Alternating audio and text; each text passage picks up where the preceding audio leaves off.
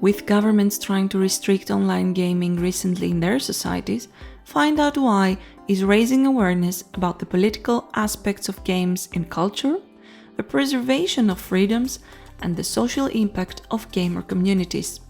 We've reached out to Dr. Leandro Borges Lima, who specializes in digital games, cyberculture, social networks, and sociability on the internet. And in this interview, he sheds light on the reality that games are integral in modern culture. I would say that definitely what I see the most is an interest in the sociological and political aspect of games. And he explains how they can factor into identity formation. So your gamer identity, it's there. It's one of the many aspects of yourself that you may or may not have. Don't be shy about it. There's nothing wrong in playing games. Whichever age you are, you never grow out of games. You can grow with the games.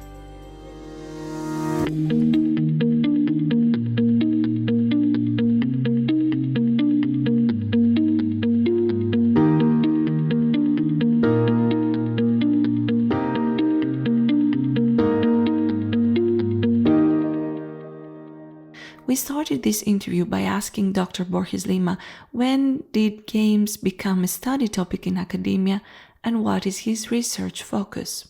Basically, since games started being produced or being developed, people started also worrying about games and trying to understand them from different areas within science. My focus is, of course, from a communication, media, more sociological perspective, political perspective.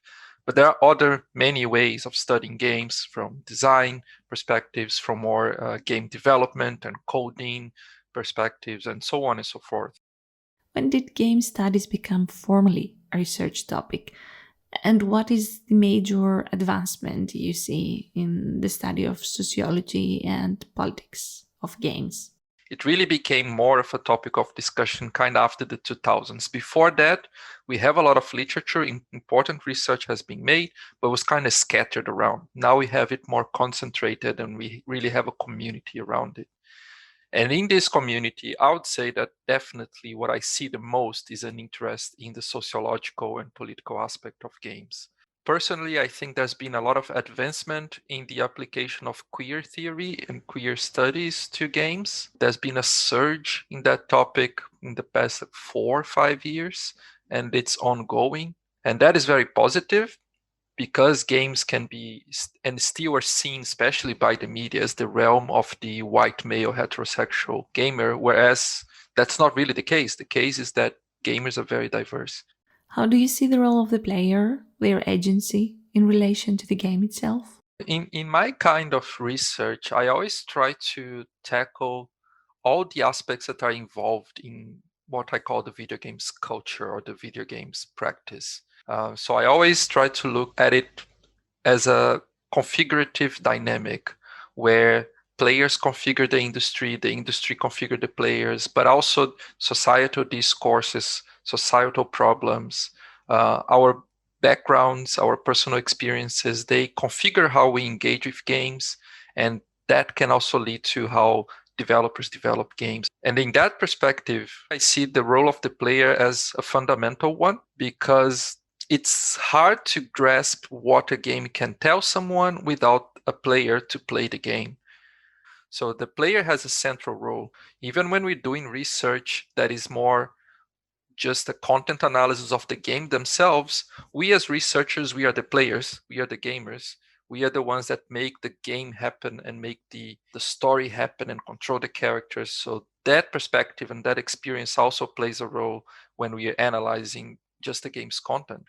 Is it only when one plays games that they considered part of the gaming culture? You don't need to have a console, you don't need to have the gear to play games to understand them and to make sense of them.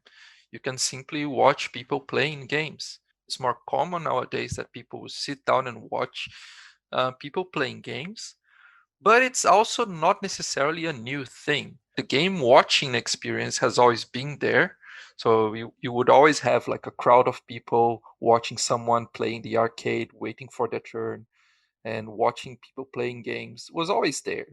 They are different ways of learning about it and of understanding the language of games. So the media can also help with the games literacy nowadays because they tend to show these big esports tournaments and they have commentators which then will explain very clearly to the audience what's going on. And just by watching that and listening to that explanation, you can learn more about games and understand why are they so big in our current society.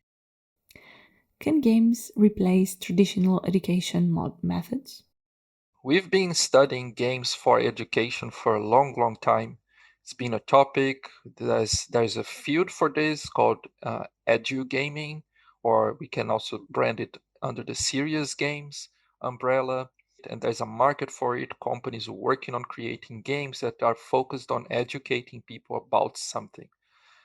I come from a slightly different angle in the sense that I think the games that we play on an everyday basis, the games that are the big best sellers out there, can also be used for teaching purposes. I was teaching a course on games, and I gave a lot of games for my students to play or to watch every week. They had to do a gaming diary where they would reflect about whichever games they played or watched that week, which then helped them develop a better understanding of games. But that was a games focused course. But I do believe that it's not just in those courses that games can be useful. I also use it in other courses that have nothing to do with gaming, but I use them as examples. I use them as something that people can engage with and question themselves somehow. And all sorts of games work for that. I think that it's underestimated how games can help us explain a lot of things that are happening in the world in the same way that movies and books and TV series can. Some games do give you a lot of agency and you can basically do anything within it. My belief is that because of this agency, because we can interact directly with the game and the game characters, it really helps us experience things in a different way or experiment with different modes of seeing the world, modes of living in the world. And just by doing that, it can lead to a better understanding of ourselves. Can the game design pose some limitations to self exploration? I mean, some of the emotions are embedded in the game itself. There's the possibility for game designers to embed the game with emotions, with values that they want to convey to people. So they will encode messages in the game. But the way that these messages are then decoded, it can vary. So if we go back to Stuart Hall, which is the father of the encoding decoding model, he'll say that we have these negotiated, dominant, and oppositional readings of any media material. So whichever emotions and messages were encoded and values that were encoded in the text, they can be interpreted in many ways by the audience on the other end. Because the player is being configured simultaneously by so many things, by the game, by where they're playing the game, by when. And this scenario also will then impact the emotions and feelings of players as well. So everything is really connected from the production of simple parts of the game to the people sitting down and playing a game in their sofa while eating a pizza or something. Are the communities of gamers also a research topic in game studies? Multiplayer games, they have more of an ability to create this big community than a single player game does. But the single player games also create communities, albeit in a very different way. And this community is often not restricted to just the gaming environment. It moves to internet forums like Reddit, it moves to WhatsApp groups or Discord groups, and becomes something more than just the game and the moment of the game itself. Video games and radicalization. Is there a correlation? There is an inconsistency in how we talk about the problems of video games and violence, in the sense that there is no real correlation between games causing violence and therefore causing radicalized acts like shootings, for example. There's no study that actually proved anything remotely consistent about it. However, another issue of radicalization with games that then is way more dangerous and where the connection is a lot more clear, is a lot more present, that is the connection of gamers with alt-right politics. And that is something that we know happens. Back in 2014, we had this Gamergate. The Gamergate, briefly, was a big harassment campaign against specific kinds of creators, specific kinds of games that were, of course, on the more diverse gaming spectrum, female game creators, or games that are not just a war game and etc. Games that a lot of the gamers say they are not real games. And the Gamergate was very ugly thing that happened within games culture, but was also something that was not totally unexpected. The stereotype of the white male heterosexual gamer, at the same time that we can definitely say that they are not the majority, it doesn't mean that it doesn't exist. It does exist in a very toxic way. And this was very pronounced during the Gamergate scandal, the Gamergate controversy.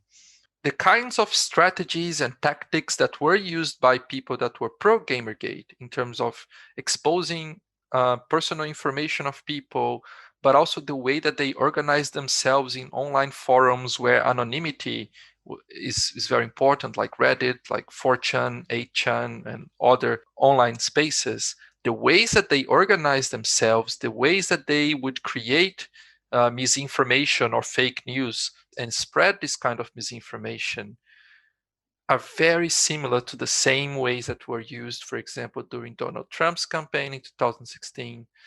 And there is this connection indeed between Gamergate, between these particular kind of gamers that's a very toxic community, and the rise of the alt-right in terms also of their communication strategies that were kind of brewed within the Gamergate campaign.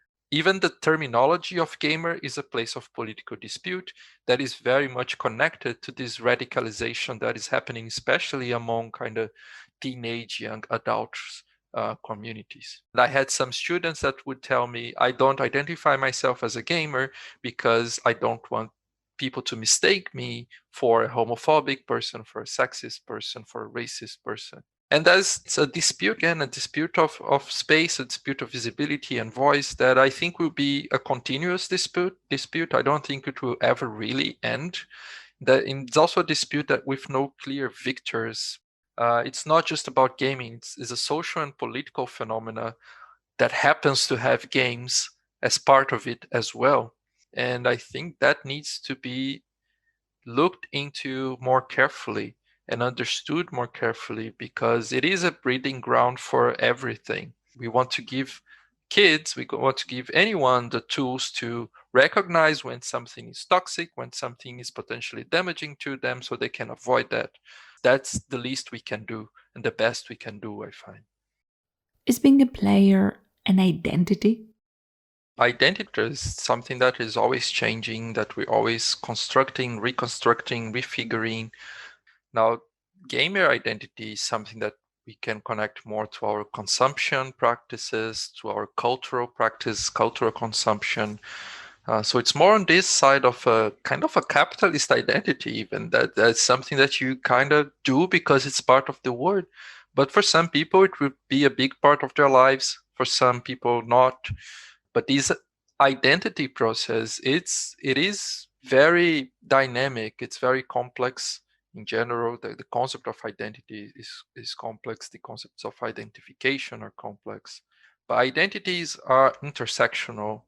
They are about like our demographic stuff, that you can tick the boxes there, but they are also about our lived experiences. They're about the people that we connect with in a daily basis. So things are constantly changing, and I think that's the beauty of it. So your gamer identity, it's there. It's one of the many aspects of yourself that you may or may not have. Don't be shy about it. There's nothing wrong in playing games. Whichever age you are, you never grow out of games. You can grow with the games. What do you wish to see more in the future in the field of game studies? Think about the research in games is growing and how can we translate that into also civic actions and something that we can bring to, let's say, teenagers or people that do not have access to either formal education or to the university. How can we bring them along into thinking about games in a more critical manner? This was Leandro Augusto Borges Lima, and I'm Elena Giola for Find Out Why.